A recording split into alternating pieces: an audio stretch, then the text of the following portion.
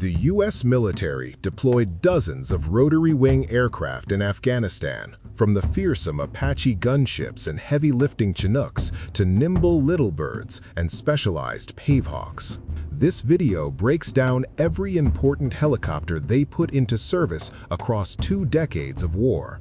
Let's begin with attack helicopters, the aerial predators that dominated the Afghan skies. The AH-64 Apache Longbow became the Taliban's worst nightmare with its distinctive radar dome sitting above the rotor. Armed with 16 Hellfire missiles and a 30mm chain gun, it could engage enemies from over 5 miles away.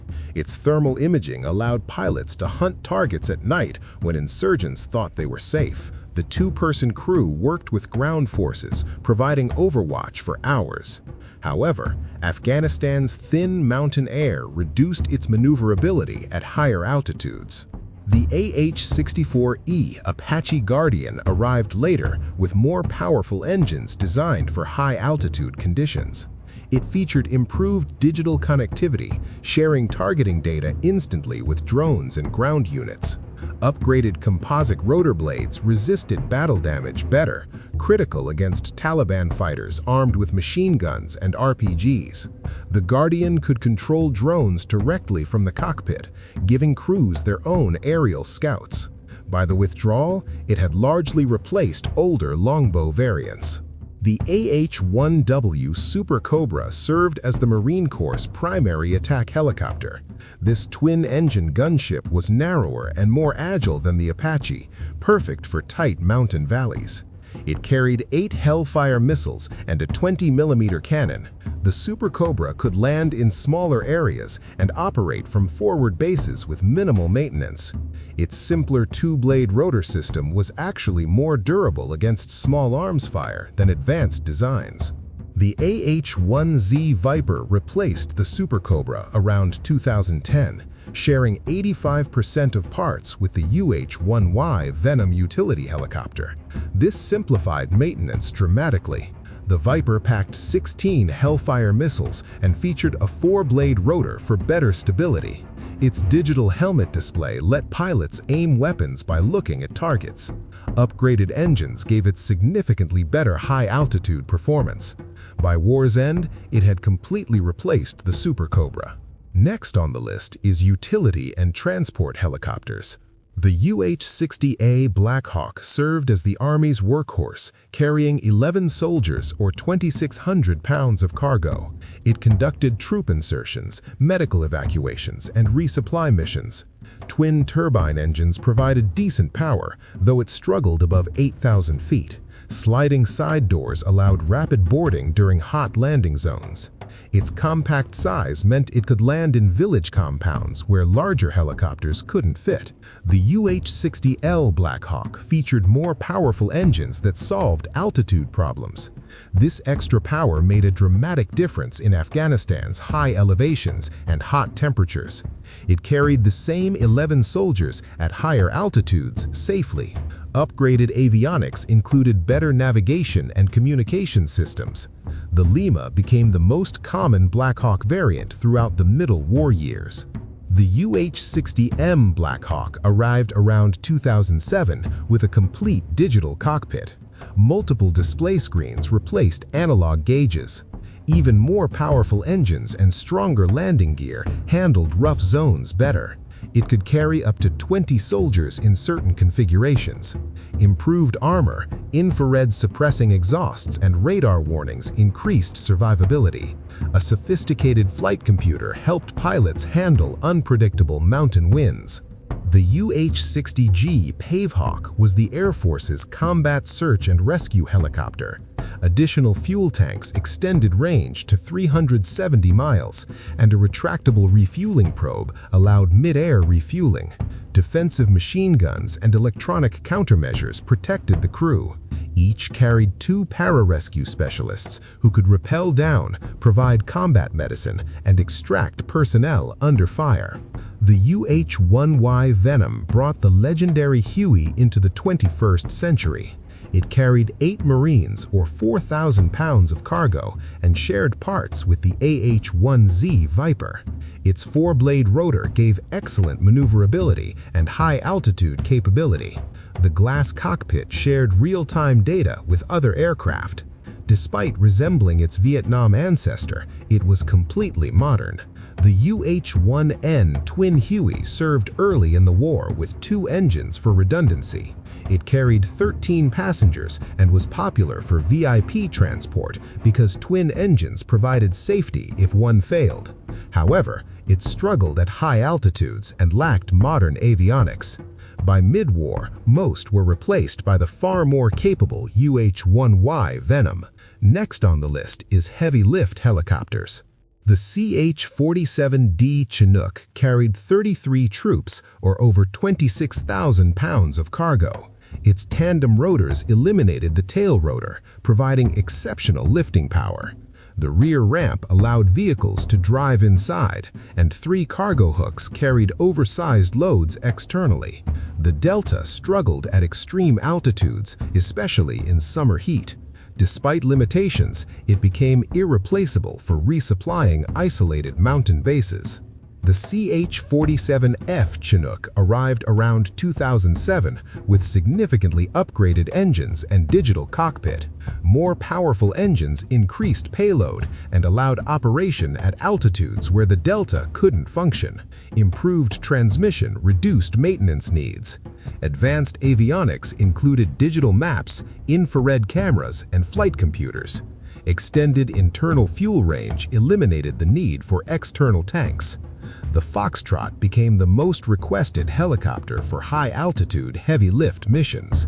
The CH-53E Super Stallion was the Marine Corps' heavy-lift champion, carrying 37 troops or 36,000 pounds externally. 3 engines provided tremendous power and redundancy. Its cargo bay accommodated Humvees, and external hooks lifted loads requiring multiple Chinooks. However, it was maintenance-intensive, requiring extensive work between flights. Afghanistan's thin air pushed these helicopters to their limits, causing frequent mechanical issues. Continuing with Special Operations helicopters. The MH-60M Black Hawk served the 160th Special Operations Aviation Regiment with terrain-following radar for extreme low-altitude night flying. Advanced defensive systems and quieter engines reduced detection. Fast rope insertion points and specialized configurations allowed rapid operator deployment. An aerial refueling probe enabled deep penetration missions. Night vision-compatible displays let pilots fly with goggles without washing out their vision. The MH-60L DAP transformed the Black Hawk into a gunship with forward-firing rockets, Hellfire missiles, and miniguns. It carried 16 Hellfires, approaching Apache firepower while retaining personnel transport capability. Night Stalkers used DAPs to escort other helicopters, engaging enemies before assault forces landed. Its ability to switch from gunship to transport made it uniquely valuable. The MH-47G Chinook featured terrain-following radar for navigating mountain valleys at night just feet above ground. Advanced electronic warfare equipment jammed enemy communications. Dramatically increased fuel capacity and aerial refueling provided unlimited range. A rear ramp minigun provided defensive fire.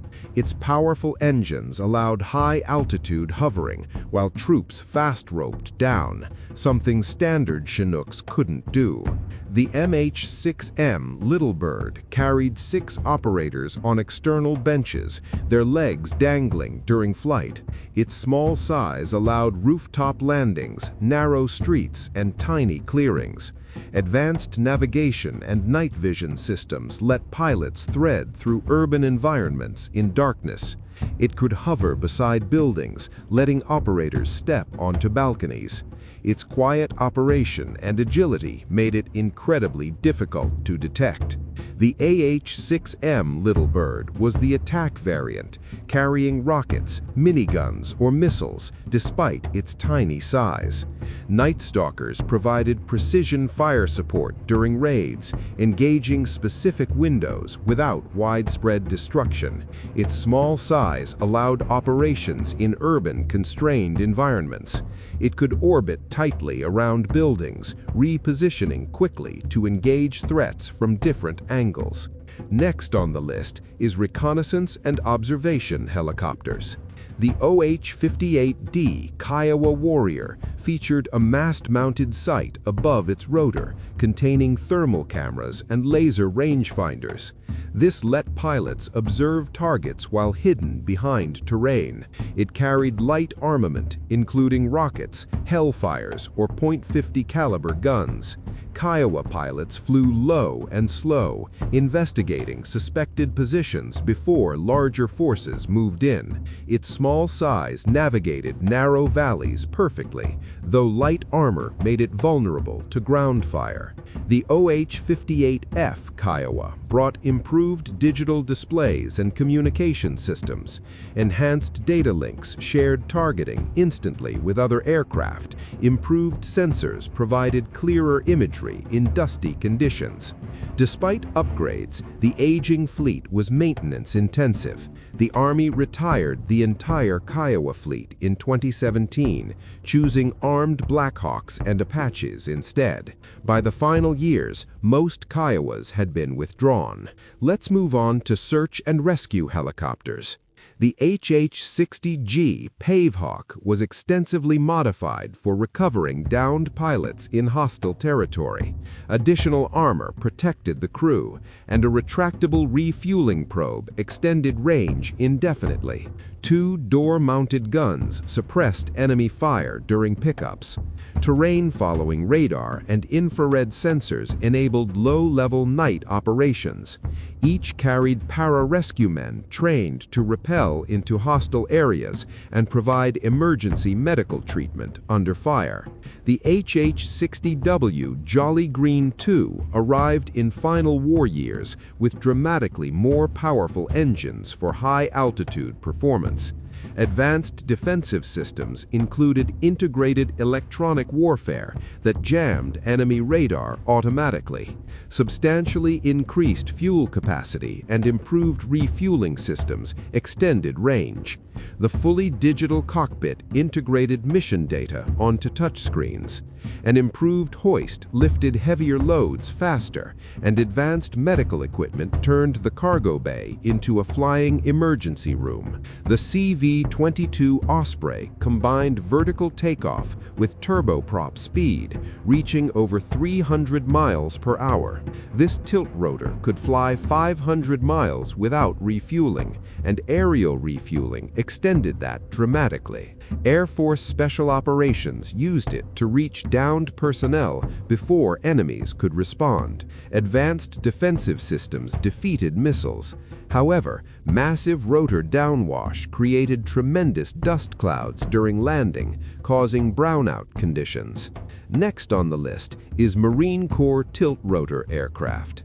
The MV-22 Osprey carried 24 Marines or 20,000 pounds of cargo at 280 miles per hour, twice helicopter speed. Rotors tilted from vertical to horizontal, transforming it from helicopter to airplane. Marines could launch from distant bases, conduct missions, and return before enemies responded. The rear ramp allowed rapid deployment. However, powerful downwash kicked up massive dust clouds, forcing pilots to rely on instruments during landing. The CV-22 Osprey served Air Force Special Operations with terrain-following radar for extremely low-altitude night flight. Advanced electronic warfare jammed enemy systems, and extended fuel tanks provided even greater range. Special Operations Forces used it for high-risk insertions where speed was critical, flying in under darkness and disappearing before enemies realized what happened. Its ability to carry more troops faster made it ideal for large-scale raids. Finally, we have training and support helicopters. The TH-67 Creek occasionally served in Afghanistan for liaison duties.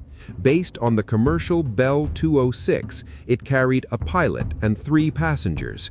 Its commercial origins meant no armor, limiting use to secure areas.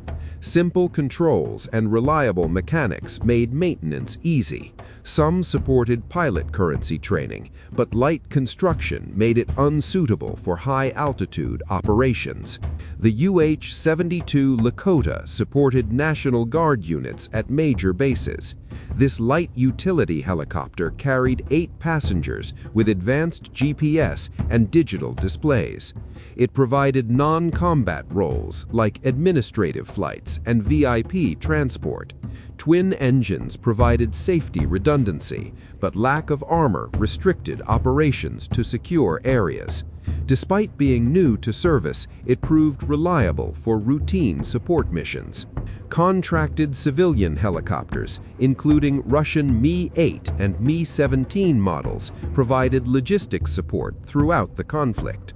Contractors moved civilian personnel and supplies, freeing military helicopters for combat. These aircraft operated with minimal armor and no weapons, relying on flight planning to avoid hostile areas rather than defensive systems.